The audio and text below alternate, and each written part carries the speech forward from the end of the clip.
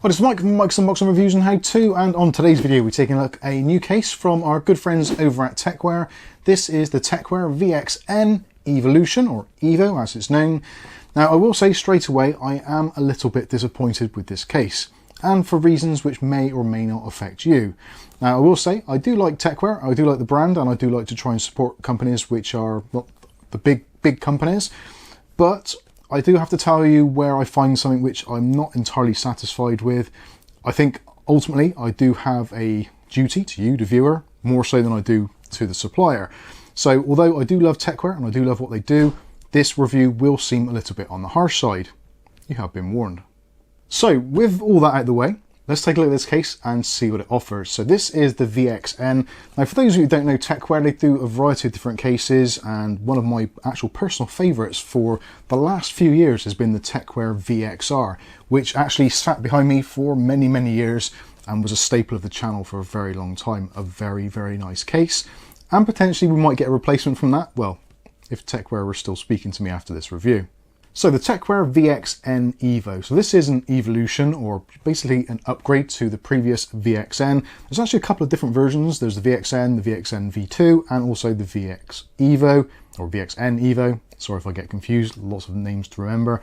So the evolution essentially adds something a little bit newer to the mix. So what we've got in here is 3 addressable RGB fans, 2 of which have reverse mounted blades. So those are the ones which are mounted on the side. Those come as standard with the case, so this is as you'll get it. There's a white version and also there's a black version depending on which you want, and this supports micro ATX and ITX motherboards. If you want to use a case that looks like this but you want to use an ATX, then you want to go for the VXR or one of the other VX range. So in terms of support for what you can actually fit inside this, I'll give you a close-up of the box, and actually the box itself isn't anything too special, it's just a brown cardboard box with some printing on, but I'll give you a close-up of it so you can see what it's all about. So when it comes to the PSU, looking up to 200mm in length, graphics cards are up to 400mm in length, CPU tower coolers of around about 157 to 160mm. I've measured it and it's kind of in between there. I can't get an exact measurement because not having a motherboard in there currently, but that is a rough estimate. It also says that it supports water cooling, which it does. I was a little bit concerned. The 360mm for the top, I actually did try a 360mm radiator in here. I did try the Arctic Freezer 360, which is actually a chunky boy. Plenty of depth in there, that was not a problem at all, but it was a tight fit. That one measures in around about 396 to 397mm, and there was about a millimeter or two to spare. So if you are considering getting this case and you want to put a 360mm rad in here, do your measurements first. It is going to be very tight, so do bear that in mind. And I think actually this type of case does warrant a 360mm radiator. It does work nicely in here. It's a good placement, and yeah, I think that is what this case is designed for. Of course you can use a regular tower cooler if you want to. The choice is ultimately down to you. So GPU wise, you've got no problems here at all. If you want to put a 4090 in here, or a 5090 if they're even out by the time this review goes live, you can do. Massive amount of room from the front to the very back, so 400mm approximately for your graphics card. No issues there. When it comes to cooling, like I said, 360mm radiator on top, or 3 120mm fans. Potentially you can put 2 140s in there as well. There's lots of cutouts on the top to allow you to put larger fans in if you want to, ideally less of them. On the side, it is a fixed situation, so either 2 120s, as we've got here, or alternatively you can put a 240mm radiator, which some people may prefer to do. There is actually a slightly unusual gap at the top here. Not entirely sure what that is for. Potentially it's for the extra hump on some radiators. Would have been nice, I think personally, to maybe elongated the mountings to allow you to put 3 120s in there, if that was at all possible. It looks like there was a little bit of headroom there and a little bit of wasted space, so I would like to have seen 3 120s to be able to put on the side, or maybe even 2 140s just to take up a little bit more of that room. When it comes to the bottom section, again same deal, so 3 120s or a 360mm radiator, because basically the bottom is exactly the same as the top. There's also mountings in there as well, so if you want to put 140mm fans in there you can do, or a 280mm rad, so those will fit in no problems at all. On the back, you've got the mounting there, which is for a single 120mm fan, of which there is one included, which is one of the Tecware PL12s. That has got the normal fan rotation. So as it comes out of the box, in terms of airflow, what we've literally got is airflow at the bottom, airflow at the top, 2 fans bringing in air here. So these are exhausting inwards. That makes sense. They're drawing air inwards, kind of goes round, and then it will be exhausted out the back. So yeah, it's a pretty decent setup, and this kind of scenario is very common on the market these days. The one thing which lets that whole thing down, unfortunately, and this is one of the negatives of this particular case and how it comes, are the fans. Now, they look really nice, and you've probably seen from B-roll already, and I'll put some up on the screen for you now. But unfortunately, they're fixed RPM, so they don't have any PWM control whatsoever, and actually they're pretty loud. So for me personally, that immediately would be a red flag for this particular case, because essentially I would have to take the fans out, basically throw them away and replace them with something else. Now, you may not be as sensitive to noise as I am. You may be someone who just games and you've got your headset on, so it makes no difference to you whatsoever. But I do realise there is a majority of you out there which are a little bit more sensitive to noise, and you like your PC to be nice and cool and quiet. And unfortunately, with these particular fans as they are in the stock configuration, that isn't going to be the case. Now, whilst we're talking about the fans, they are powered from a SATA power plug, so you'll need to plug one of those into your power supply, and that will provide the power for the fan RPM and also for the addressable RGB. They've done quite a nice thing here with the addressable RGB. You've got the option, so you can actually change the colours from the top here, pressing a button, which will show you later on in the video, or there is a pass-through cable, so you can connect up to a addressable RGB port on your motherboard, or perhaps some other type of controller, so you can use that if you want to, and that also has a pass-through as well. So with that out of the way, let's take a closer look and do a bit of a teardown of the case and see what it's all about. So we'll start with the side panel. So as you can see, there is actually two glass panels. So we've got one here at the front and we've got one here at the side. There is actually protective coating on here, which I've left on for now to stop reflections potentially. There's a nice white edge around the outside edge, so if you do put the panels on, if you grab them there, it's not going to show your fingerprints through, so it's not going to be too bad for cleaning purposes. And actually it matches up quite nicely. This corner section, the glass butts up to each other quite nicely and doesn't have too obvious of a join there. So yeah, that's pretty good. To remove this side panel, actually this is one of the improvements that I do like a lot. Now, there isn't any thumb screws, there is a little latch here at the top, so a little bit of pressure and this pops off and you can remove that. There's a little channel at the bottom, so yeah, that's pretty good. Clear glass on there. If you go with the black version, there is a very, very slight tint to the glass. So now with the side panel off, we can get a closer look inside. So again, motherboard wise, looking at ITX or micro ATX. The mountings are in there. I did have to put the extra two mountings in for the side there, which generally are optional depending on what size your board you're going for. You've actually got a load of room around the motherboard, which is, I think they've made good use of the space. So at the bottom, your motherboard's going to end kind of here where this last pillar is. So you've got plenty of room at the bottom for getting your cables through for things like the USB connections, front panel, audio, all that kind of stuff. Even if you've got a radiator or fans at the bottom, you're still going to have a nice bit of room to pass cables through, which is always nice to see. And the same goes for the top. So if we tilt this back a little bit more, you can probably see from some footage I filmed a little bit earlier, the motherboard's going to top out here. So even if you do put a particularly thick radiator on the top with some chunky fans, you're still not going to be kind of interfering with your RAM or your VRM heatsinks on your motherboard. So they've got a nice bit of headroom there for water cooling, again, which I think this case is probably more aimed towards. When you're trying to pass through the cables, so I'll give you some footage of this, there is actually some holes along the side. So literally you can just pass the cables through from the back into the front, keeping things nice and clean. Looking at the very back, again, this is one of the things which I think, at a case of this price, now actually I haven't mentioned the price at all, at the moment, at the time of filming, this has been seen on amazon.co.uk for around about £60. So do bear that in mind as I'm going through the rest of this. Now obviously if it was considerably more expensive, we'd be harsher. If it was considerably cheaper, then we'd be somewhat more lenient. So I'm basing this around about £60, which is a kind of average-ish price for a case of this specification. So do bear that in mind. So that was a good intro to where things, again, go a little bit wrong. The rear PCI Express covers appear to be the captive ones, which you have to bend out depending on which graphics card you're using. Again, that isn't entirely ideal. I would like to see those to be removable ones. It isn't really a big deal. It doesn't make a great deal of difference. It's just awkward, and it goes some way to show the level of kind of quality and the design in the case. Generally, when we're looking at things like those PCI Express covers, which we have to bend out, generally that's going to signify a cheaper build or cheaper construction. So let's move around to the back of the case. So looking at the back, so this is the rear for our 120mm fan. Now something else I will make a very slight judgment on. Again, this isn't the end of the world, but for me, it could have been done a little bit better. I find these slots, they are a little bit on the small side, and when the fans are running, even at their full RPM, which they have to because they don't have any control, as I said, there's not really a lot of air coming out the back of here. So when it comes to airflow, it's kind of like a weird design, because the two side fans actually, because it's almost completely open, they bring in actually a ton of air, but it hasn't got any real way of getting rid of that air.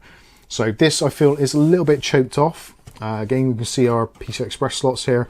You've got a screw there holding things together. Again, a little bit on the flimsy side, but it's okay. A little bit more ventilation at the top. Got a little bit of ventilation here, which on the back side of this is where you can store hard drives. So that's a good idea, obviously, to let some of the heat escape from those. And at the bottom there, ATX power supply cutout. You can use ATX power supply, no problems at all, up to 200 millimeters in length. And actually, before we spin round to the other side, something I didn't mention is actually the filtration. So the filtration on here, so you've got a magnetic filter on the top, as you would pretty much expect. We will take a closer look at that later for the I/O, because we do have some issues there as well. But on the bottom, we've got a really nice tray. So this pulls out really nicely, and you've got a nice mesh panel there, which has louvers on, or louves. I'm not sure how you ever pronounce that, but I always get it wrong. So yeah, that's pretty good, and it fits in nice and easily. So depending where your case is, if you've got it on a desk, you should have enough room to move that out quite nicely. So yeah, thumbs up for that. Now we'll move on to the back of the case. So you can see this is the slotted section. So that is where you're going to be drawing air in.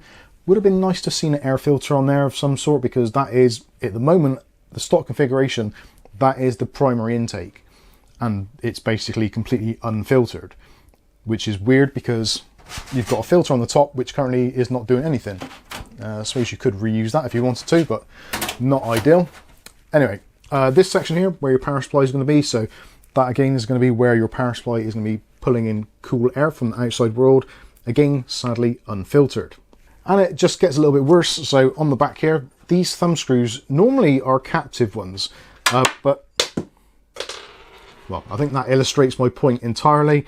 There were actually rubber washers on there, but they appeared to have had some kind of catastrophic failure, and both of the rubber grommet dampeners both disintegrated when I took the screws out. So there is the screw. You get a pair of those to hold the side panel on. It actually does a pretty good job, and as you can see on the inside, there is no filtration whatsoever, which is unfortunate. It does make it so that there's more airflow, but yeah, less filtration, which some people again might be concerned with.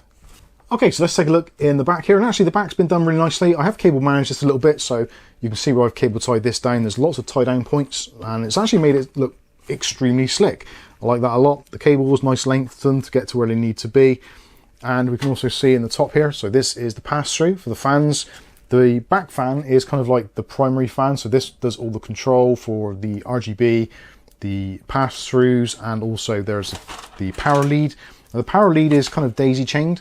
So if you just want to use one fan, you can, just the rear one, and the other two are daisy chained. Unfortunately, again, another slight issue, these are on a slightly unusual 8-pin connection, which I don't know how you decode it. So essentially there is no voltage or PWM control. They're basically spinning full speed, which again, you'll hear later on in the video. We will fire it up so you can hear it and see if it's too distracting for you. SATA cable for power, so that powers the fans, both RPM and addressable RGB, as we said. So yeah, that's not great, but again, it's fine if you don't mind the noise. Next, we'll take a look at the front panel I/O wiring. So you've got the split cables for power switch, reset, etc, etc. You've also got a single USB Type A header, USB 2.0. There's also your HD audio, nicely blacked out as well, although white case would have been nice to have white cables really, but I guess it's not the end of the world. And for our USB 3.0, you've probably guessed already, just a single cable, so that means we've got just one USB 3.0 port, which is a little bit tight really, considering this is 2024. Most cases have at least two, maybe a Type C. Don't have that at all here, I'm afraid. So moving on to storage. So storage wise, we've got this rack here, caddy, held in with about 6 screws. You can put 3 2.5-inch drives here, as you can see from the cutouts there. And also, if we look underneath, you'll see there's slots there, so you can put 2 3.5-inch drives. They'll go sandwiched next to each other, and then you still have a bit of room for a 2.5 on the ends. Basically, there's plenty of room for drives should you need to put them in there. Nice bit of gap here as well. So You could actually, if you wanted to, put a 242mm radiator and actually have the radiator in the back here and have the fans on the front. So if you're concerned about the looks or maybe the depth of it coming in, of interfering with your graphics card or something, you could actually put the radiator on the back. There's an absolute ton of room there. There's the best part of 2.5, 3 inches. So loads of room there, as there is in this section. So this is where your PSU is going to go. This is spaced out a little bit from the motherboard and also is raised. There's a little thing there so you can tuck your cables kind of down here and underneath the power supply should you need to. The only slight thing here, I would say, if you're someone who messes around with CPU coolers a lot, there is going to be slightly limited access because this rack is going to be in the way, so you'll have to remove that rack every single time to access your motherboard backplate. That isn't as much of a big deal as it used to be with AM5 now, being that you've got the captive backplate, so that isn't so much of a problem. But if you're going down the Intel route, pretty much every cooler has its own specific backplate, so do bear that in mind. Next, we'll take a look at the bottom. So the bottom is raised up off the deck by about just over, I would say about 25mm, about an inch. And you've got this removable rack, as we said before, for air filtration. So yep, this is all done great, no problems at all. Works very well in my opinion. While we're around this side as well, if you want to remove this glass panel, it does come out. There is a screw which is just behind, which I haven't really shown you. It's actually quite difficult to see. There is a screw which goes in just here, which hopefully the camera is going to be able to close up, and I've actually left it out for now. You don't really need to have it in, and then you can just push that backwards and then the glass panel comes out. So again, another glass panel, no tint to it on the white one, and if you remove it, there is just a little bit of flex there. Not too bad actually, considering what I thought it was going to be like. I thought it was going to be very flimsy indeed. Actually, it seems to be pretty strong. There's a little bit of movement there, but not a great deal. And with the glass panel out the way, you can see we can get a nice panoramic shot there. So when you're doing your build, it's going to have really nice access to do whatever you want to. And again, you can see how much clearance you've got for graphics cards past your fans. Again, if you had a radiator here, that would come out a little bit further, so it might interfere with the graphics card. So potentially mounting the radiator on the back will be fine. So now we can take a look at the top section. So as we've seen earlier, got this removable magnetic filter, absolutely fine. You see the mesh there. Again, I would have liked to have seen this mesh just a little bit wider. Those slots aren't the widest, so for airflow, I think those could have been machined out a little bit more. Potentially, if you're into doing a little bit of modification, then get some snips on there and just cut that center section out altogether if you're using a radiator, and that will give you much more airflow, less restriction. So potentially you might want to do that, I don't know. Next we'll take a look at the front panel I/O. So you've got actually a really nice clicky power button. I like that a lot. There is the single lonely USB 3.0 Type A. Then we've got the USB 2.0 Type A. There is a combination headset jack. Not really a great fan of those, but some people do prefer them, so that's a 50-50. Hard drive LED and power LED lights. There is a reset switch. And last of all, we've got our RGB switch, which leads us really nicely into the wrap up of this video. We'll fire this up and you can take a look at the RGB and listen to the fans. Okay, so here we are. The case is wired up. We've got just a power supply connected to that SATA connector. Nice and easy to do. And Caf's probably noticing the airflow already. That's about 6 foot away or so.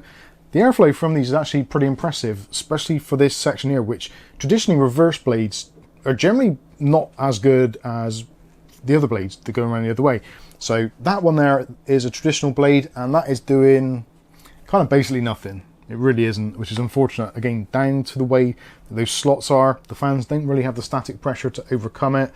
It is what it is. Whereas this, there's no restriction.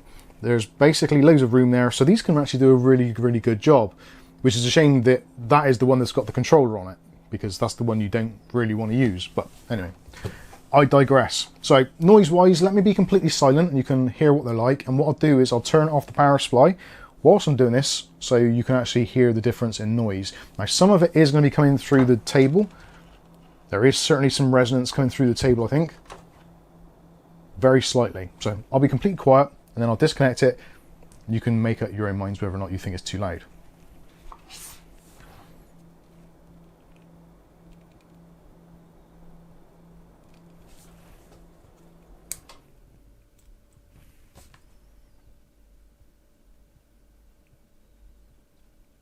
So now you can get an idea of the kind of background noise and the levels of ambient noise.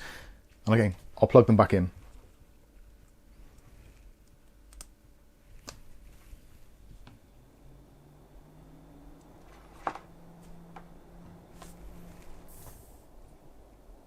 So a lot of it is actually airflow noise. Turbulence, but airflow noise. So these are actually doing a really good job in I can see Kath's hair just blowing around a little bit over there. So those are doing a really good job, and I think they actually look okay. They're not brilliant, but they look okay. If we press the RGB button, you can go through and check out the various color options which are available, of which I believe there's 14 or 16 different color patterns. You also got statics as well.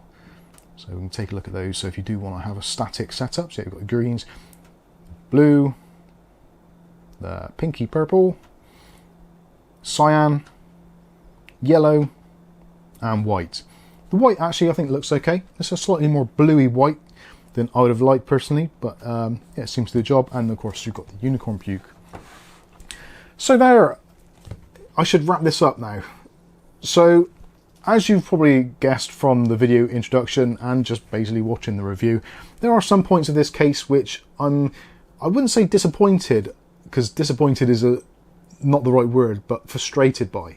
But this case really does have the potential to be an absolute classic. I love the VXR, and the VXN is essentially its kind of spiritual successor just for micro ATX. My concern is the fans. I'd have loved to have seen either an option for having no fans and having it maybe, I don't know, 15, 20 pounds cheaper. I think that would tick a lot of boxes for me.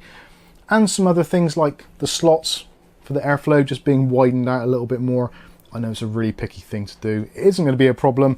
These fans as intake and some on the bottom is going to be absolutely fine. I wouldn't suggest putting an extremely high-end build in here, like a 14900K and a 4090, but realistically, I don't think that's the sort of build that people are going to do in a case like this, especially from a slightly lesser-known brand. It tends to be more the kind of budget or kind of mid-range builder. So if you're going to put in here something like a 7600X and maybe a 4070 in here, yeah, it's going to be absolutely great. You can have no problems at all. But just do be wary of the points that I've kind of mentioned. The captive PCI Express slots is a shame. The ventilation slots not being quite as open as I'd like is a shame also. And the fans being only static RPM, again, is a little bit of a shame. But all of these really can be overcome. It just depends if you want to spend this amount of money, or potentially you're going to look elsewhere for another case of a similar price point that may not have these issues. Ultimately, it's going to be down to the individual. If you like the look of this, then definitely spend the money. I think I should leave it there. Hopefully it's given you some ideas of what this case can and can't do, and some of the minor things which, if you go to look at a website or you're shopping online, you're looking at pictures, it doesn't tell you the full story, hence probably why you've come to watch this video. Or maybe you've bought one of these cases and you're kind of like, how do I build it? What do I do in it? Hopefully it's helped in that respect, and hopefully I haven't soured my relationship with Tecware. Like I said, I really do love their stuff.